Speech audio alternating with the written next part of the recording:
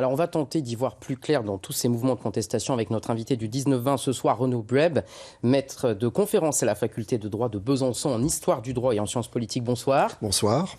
Alors ce mouvement des Gilets jaunes, qu'est-ce que c'est? Est-ce qu'on peut le caractériser et comment? Un mouvement hétéroclite, spontané, qui réunit la France périphérique, les petits, les commerçants, les artisans, les ouvriers.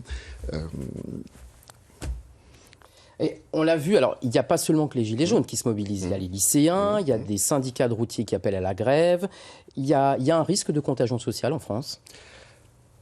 Oui, mais il serait d'ailleurs souhaitable, parce que si vous avez la convergence des luttes, vous aurez l'entrée des syndicats dans le jeu, donc la possibilité du dialogue social, de la négociation, et peut-être de sortir de la crise dans les clous du fonctionnement de la démocratie. Alors, il y a un certain nombre de personnes qui évoquent mai 68. Vous en pensez quoi? Alors, mai 68, forcément une référence, hein, on ne se baigne jamais dans le même fleuve. Les conditions, c'était la croissance, l'expansion. C'était aussi une révolte sociétale, alors qu'aujourd'hui, c'est aussi, et c'est surtout une révolte sociale, pas forcément sociétale. Et donc, je ne pense pas qu'on puisse retrouver mai 68. Alors, les politiques, les forces de l'ordre, nous aussi les journalistes, Oui. on est tous un peu dans la ligne de mire. Il y a des violences verbales, des violences physiques, parfois aussi. Elles traduisent quoi, ces violences? Alors, elles traduisent une crise de la représentation. Il ne faut pas oublier que les Français n'ont pas forcément voté pour Emmanuel Macron, mais pour Marine Le Pen, qu'il y a eu 50% d'abstention, que la majorité représente la majorité de ces 50%. C'est aussi une crise de la représentation syndicale. Les syndicats sont un petit peu coincés par le péché populiste, donc ils ont du mal à rejoindre ce mouvement populaire, alors qu'ils devraient être là pour défendre la feuille de paye.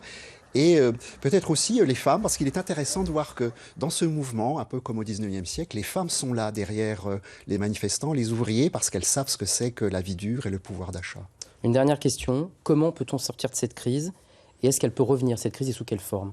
Alors sortir de cette crise, c'est trouver des interlocuteurs, engager une négociation.